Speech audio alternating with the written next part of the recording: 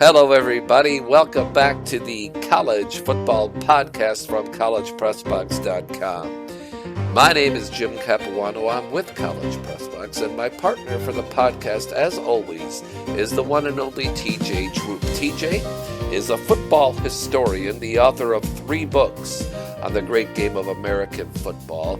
He played the game, coached the game, and is an expert on all facets of the game. He's also a weekly contributor to the Pro Football Journal, which you can find online. TJ, as we head into week 16, we'll look back at week 15. How are you doing today? Doing really well, Jim.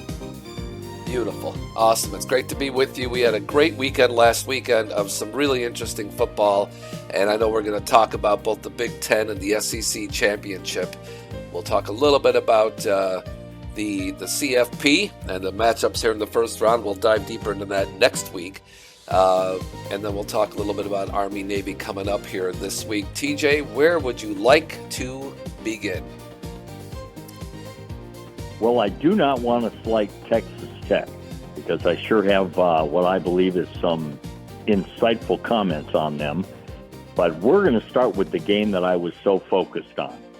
And for those of you that know me or have listened to the podcast, maybe you can actually visualize the little canister of Smokehouse almonds getting open as I'm pouring my Dr. Pepper and getting ready for the kickoff of Indiana and Ohio State. We know that the Buckeyes have played, how many important games in the college's history? It's endless. But Indiana, how many important games have they played in the last 50 years? So, and even though they've sure played well the last 2 years, this was the game for Coach Cignetti. This is the game where he puts all the naysayers to rest. But to do that, he has to take on a very formidable opponent. And I'm going to address the Buckeyes first. Okay. Very rarely am I critical of announcing, and that will not happen with this. I enjoyed the broadcast Saturday night, and boy, oh boy, did those guys pay tribute to Mr. Curry for Ohio State. Caden Curry just had a ball game. We'll call him lefty tackle, lefty end, and he was on fire, and he played really well. And he was not alone yet. Here's a guy that everyone was talking about at the linebacker position or rush linebacker, whatever you want terminology for Arvell Reese. Well, it's not that the young man can't play football, but if you told college football fans across the country that Arvell Reese would have 1 tackle in the game, the first question would be, well, did he get injured? And the answer is no. So that tells you a lot. Yeah. Styles and Downs had their moments, and when a team only scores 13 points, there must be some guys playing some defense for Ohio State. So it's not like they laid down and died. Mm-hmm. It's not like they didn't have their moments, but they were not the dominant force on the field in the game that many prognosticators stated would be. Mm-hmm. Now, and offensively, before I go to the defensive side of the ball for Indiana, Bo Jackson still showed that he is a really, really fine ball carrier. 83 yards against Indiana, that's a strong performance. And probably the best player on the football field with the brightest future is Jeremiah Smith. When I see the size of this young man and running routes and catching the ball, 8 catches for 144 yards. Mm-hmm. Oh, yeah. Jeremiah brought his A game. He sure did. And Sayin completed 258 yards in passes. Mm-hmm. And it's not that he played poorly. He threw the ball pretty well. Mm-hmm. So here I'm painting this bright picture for the Buckeyes, and it's going to be a sad ending because they got beat. And then my last statement about the Buckeyes before I go to Indiana is, Buckeyes, you got your butt shut out in the second half. Yes. Ouch. Yeah. Yeah. So now let's go to Indiana. Yep. Offensively, Black and Hemby, hey, strong performances. Now, the yards total, I mean, he carried the ball 29 times for 121 yards. Well, that's not exactly, a lot of long runs, but they moved the chains. They had their moments. And Fernando, whether he wins the Heisman or not, he sure made a case on Saturday night. He threw the ball well. Surratt contributed. It's all well and good, but the new star of the offense for Indiana is long, lean Charlie Becker from Nashville. Right. I mean, I can almost see him sitting on the bench with an acoustic guitar singing George Strait songs in between making key catches down the field. And I know later on you'll address at least one of them. Yeah. But who I want to talk about is defensively. 5 sacks and 9 tackles for loss in the game by the Indiana defense. 14 plays where a Buckeye got knocked down behind the line of scrimmage, whether it was a quarterback or someone else. I'm not sure that the Ohio State offensive line graded out real well in this game. And I've mentioned him numerous times this year. Aiden Fisher is just one hell of a fine linebacker. He did not have a tackle in the first half. And unfortunately, my only downside with the announcing is they never said this. So me, with my background in coaching, I'm watching. Well, the Ohio State offensive line, it was a concerted effort, and it must have been in the game plan. I saw numerous plays where a guard and a center fired out at Mr. Fisher and were knocking the hell out of him. It was like, we got to stop Aiden Fisher. Well, boys, you did that. Now, Aiden had a fine second half as he had his share of tackles. He had 5 total, 2 solo. He was okay. Now, his compadre all season, and has had really a fine season, might even get a couple nominations for all Big Ten, is Isaiah Jones. He had another superb game. 2 sacks, Yep. 3 solo, 2 tackles for loss. He's excellent in pursuit, and he's rock solid against the pass. Pons had his undersized D'Angelo Pons. He sure tried to battle Jeremiah Smith, and he had his moments. So he was okay. And Lewis Moore, interception, some tackles. This is all well and good. But the young man who just played the game of his life, and if he was mentioned, I missed it. So here's the sophomore, Elijah Hardy, number 21. Yeah. 10 total tackles, 6 solo, 1 tackle for loss. 1 sack, 1.5 tackles for loss, 1 pass defense. But I thought, I need to do my homework on him. Now, I knew who he was. The last 4 games, Mr. Hardy has had 38 tackles, 30 of them solo, and 3 sacks. So here is the Ohio State game plan. Well, we got to block Aiden Fisher. And Elijah Hardy probably is thinking, okay, you go block Aiden. I'm just going to clean up everything else. So if there was a game ball to be given to somebody on the defense for the Hoosiers, my vote goes to Elijah Hardy. And he's a sophomore. And Isaiah Jones is a junior. You don't think that my main man, Coach Signetti, is trying to convince those two to stick around for another year? Would you not do that? And if you're these kids, are you asking a former small college slow defensive back if I would return? The answer is yes. Okay. But I'm from a different generation. Yeah. I don't know what goes through the minds of these youngsters today. Would you consider any of them or all of them? Which of them would you consider legitimate NFL prospects? Well, I think Isaiah Jones is going to get invited to camp. He's so good in pursuit and seeing the field and playing the pass. Some team is either going to draft him or invite him to camp. Is he good enough at the NFL level? Boy, that's a tough question. Now, Hardy, he's a sophomore. He's got 2 more years. It all comes down to those magic words: development, improvement. those type of things. But if he improves over the next 2 years the way he's come on his sophomore year for the Hoosiers, he's got a real bright future. Yeah. And I think Aiden Fisher will get drafted. You just don't play that well for that many games. Yeah. Will he be a star in the NFL? Oh boy, I'm not sure of that.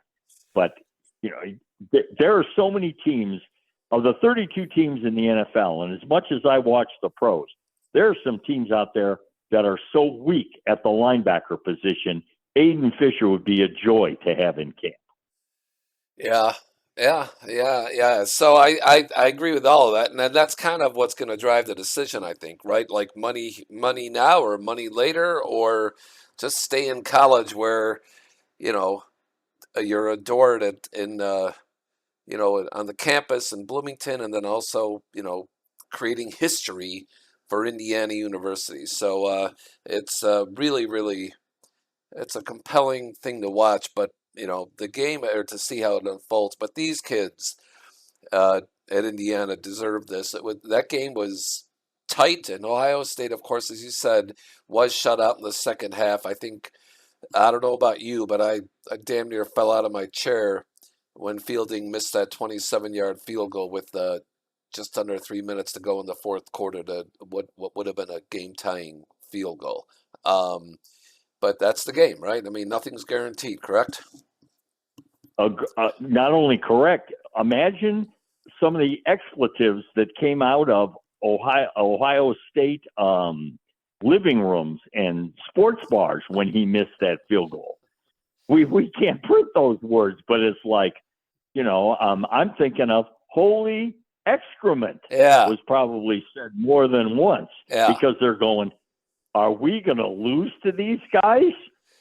Yeah. And the answer is and you're going to go to the play after that missed field goal. That's right, I am. And we're going to set up that drive because Indiana had the ball with that missed field goal starting at their own 20. There was 2:44 to play. First play was a 5-yard rushing play by Indiana to take the clock down to 2:44. Ohio State called a timeout, so it's 2nd and 5. Next play, lost a yard, so it's 3rd and 6. The Buckeyes call another timeout, so we're looking at 3rd and 6 at the Indiana Hoosier 24-yard line, and they're looking at possibly giving the ball back to the Buckeyes, and they needed a play. And what do you know? Here's the play that occurred.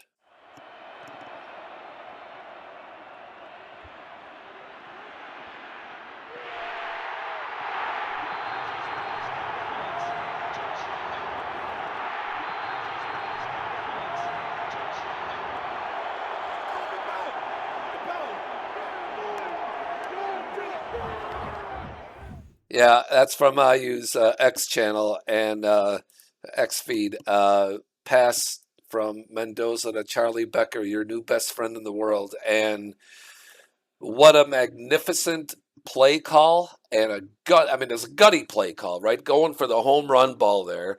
And number one, we'll talk about that, but then converting it as we've seen this Hoosier team do all year. Mendoza has done this repeatedly in big moments in the fourth quarter.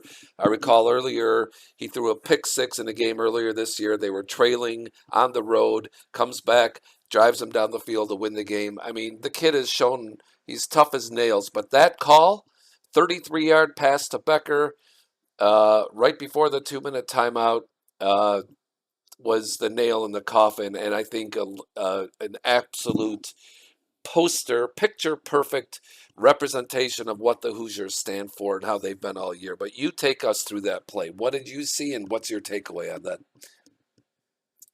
Well, let's go back, as you alluded to so well, the strategy. I mean, we can throw a little flare. Indiana can throw a little flare pass. We could run a draw play. We could run a sweep.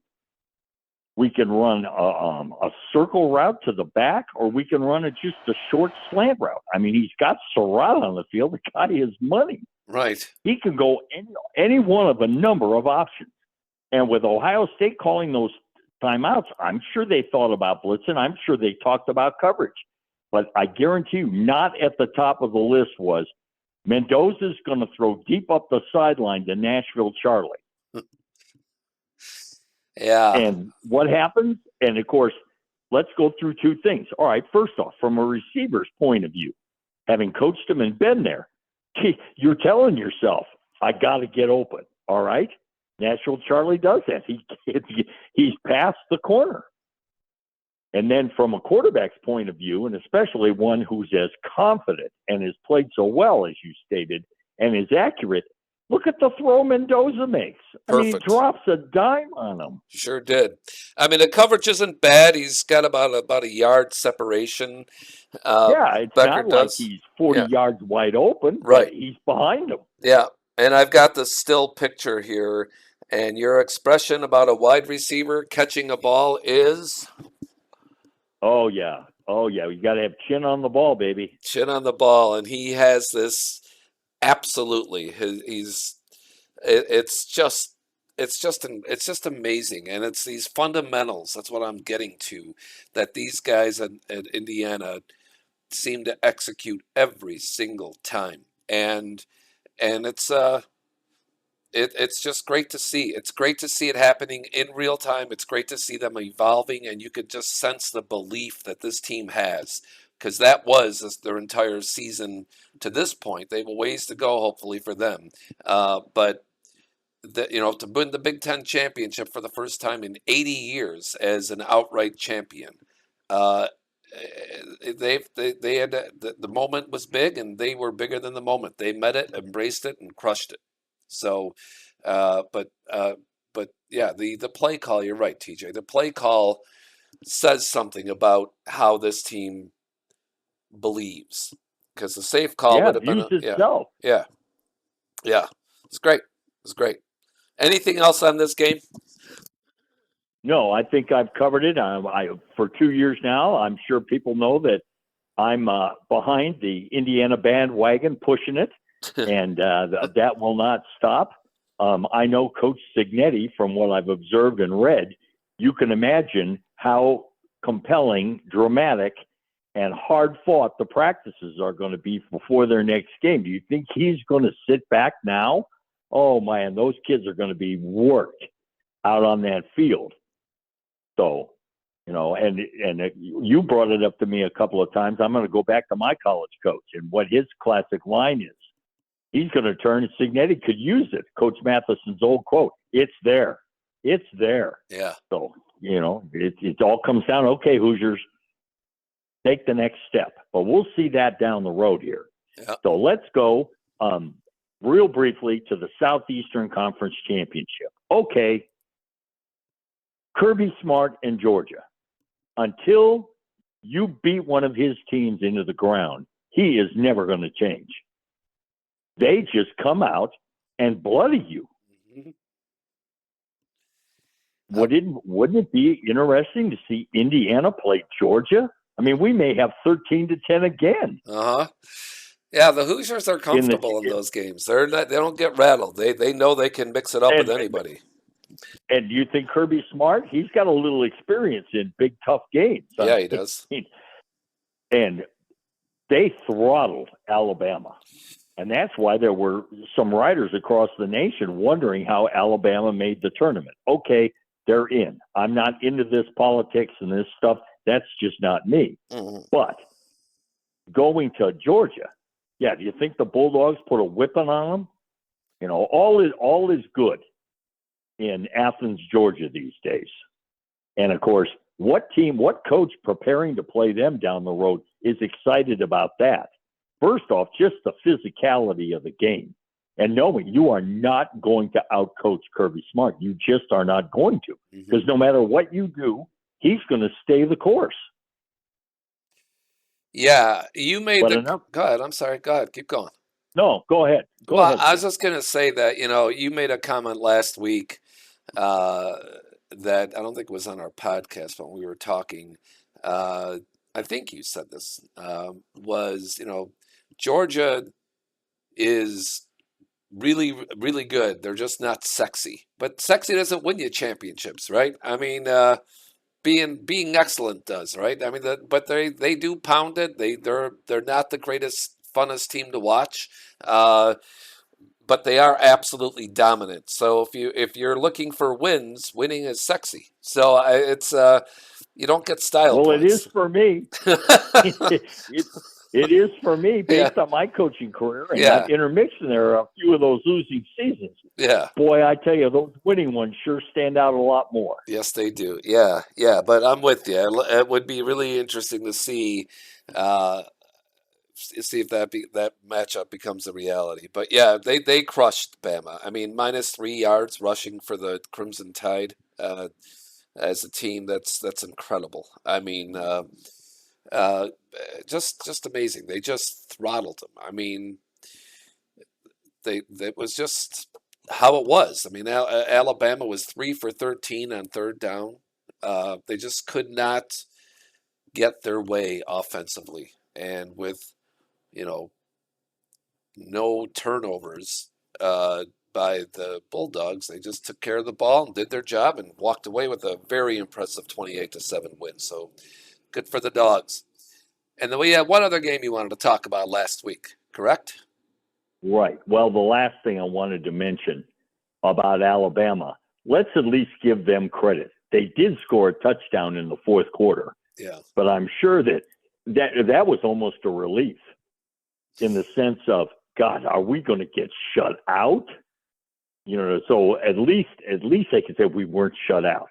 But the other game, of course, and when I first saw the Red Raiders play football this year, I thought to myself, these guys are for real. And Morton has had a strong year, but no one would put him in the elite category. The question is, could he do it this year? And their running backs and receivers, they're fine. I mean, Williams and Dickey had rock solid games against BYU. The youngster for BYU, the Bear, I mean, he battled during the game. Yeah. But I'll use the terminology under duress. I mean, they were coming at him, and he had even though he completed 16 of 27, so many of them were little short tosses. Yep, they were checkdowns, and he was fighting a pretty bad ankle injury that occurred, I believe. Yes, he was. Yeah. Yes, he was. Yep. And even though he only got sacked twice, there was pressure. Bailey was a coming.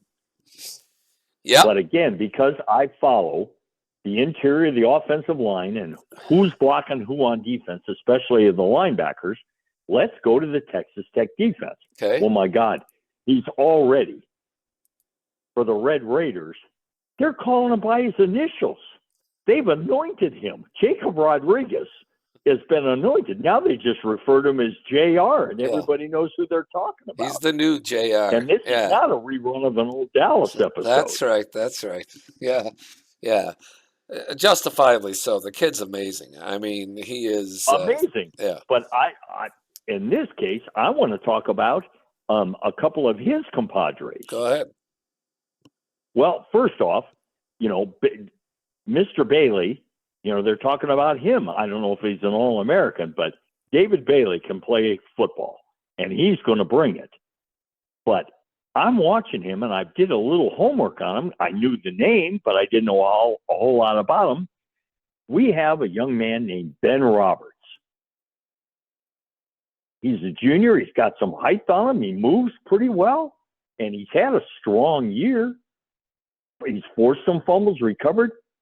The two interceptions he made during the game against BYU, being an old coach, the terminology, I would say it in front of my players when I coached.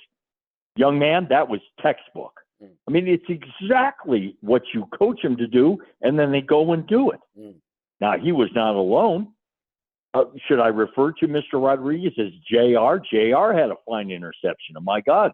The announcer was almost urinating on himself in announcing the play. But I thought, you know what?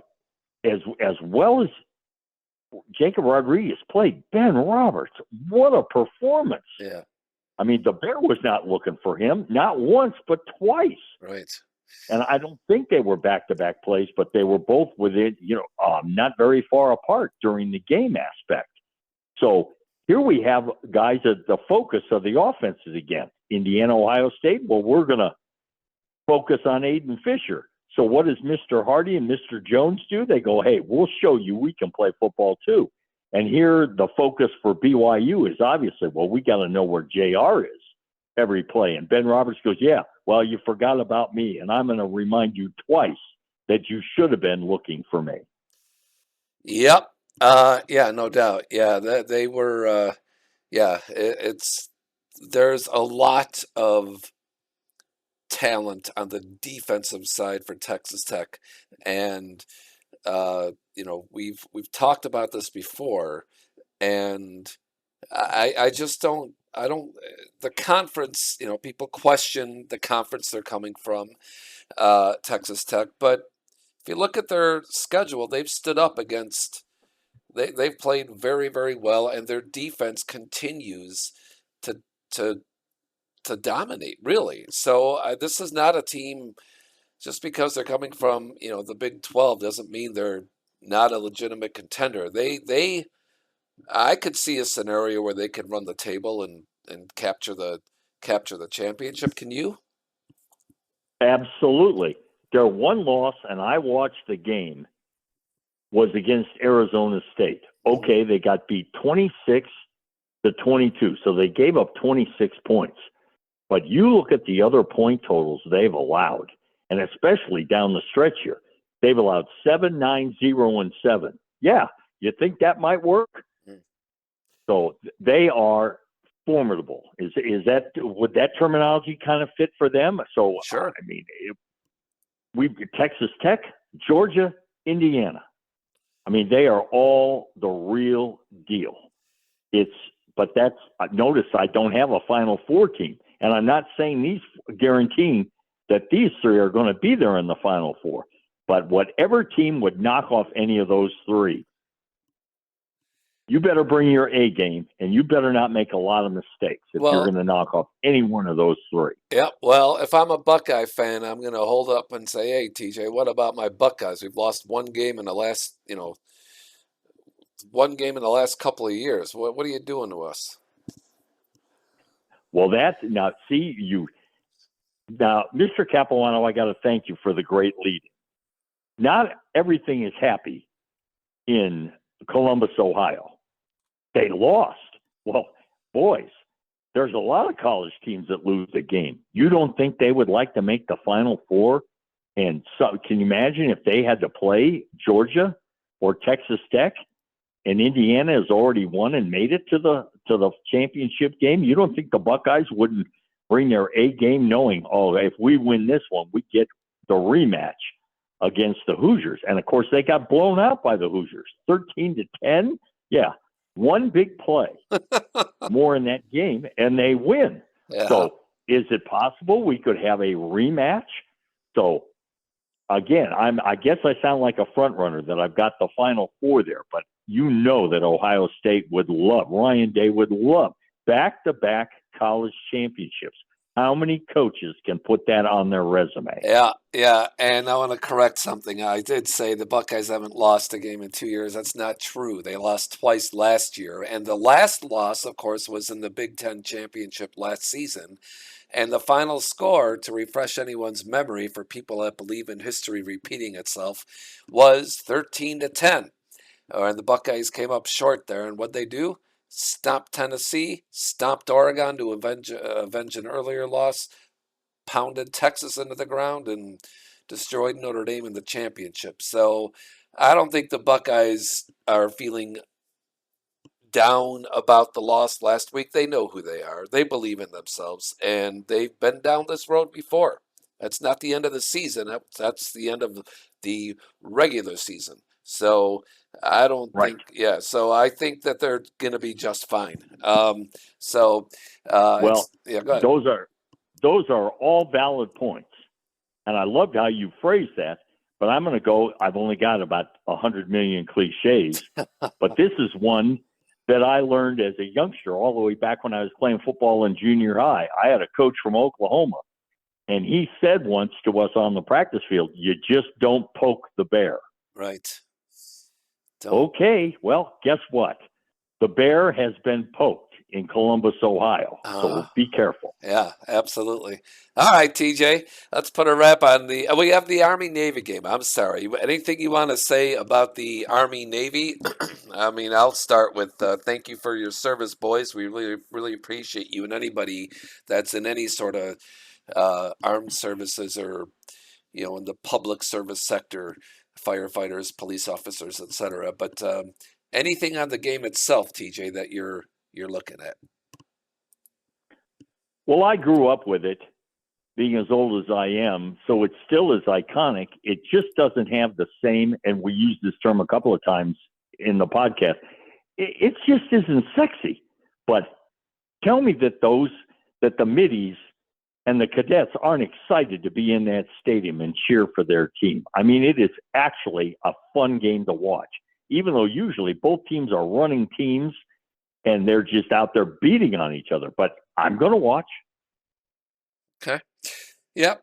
I will too. The Commander-in-Chief's trophy is on the line here for this one, for back-to-back seasons, for only the second time ever in the series history.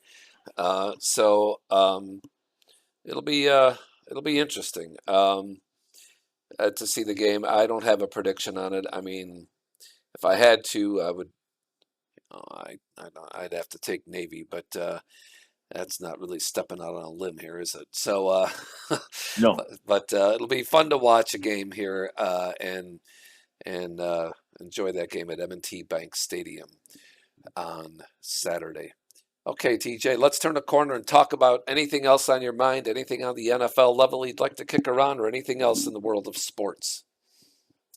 Well, let's go to the NFL. If you go to the Journal, I felt really good about the article, but those that know me, I'm going to be buried in navy blue and burnt orange. And last Sunday, the cuddly little soft Chicago Bears, for the second week in a row, rose up and played like warriors. They played like men. Yeah. And they went on the road and they gave their nemesis, who owns them, the Green Bay Packers, all they could handle before they lost. So we are in the home stretch. And you look at the records of the teams and the beauty of the schedule makers with divisional games towards the end of the season. And of course, the 28th of December, the Bears go to Santa Clara to play the 49ers. My gosh, is that a dandy?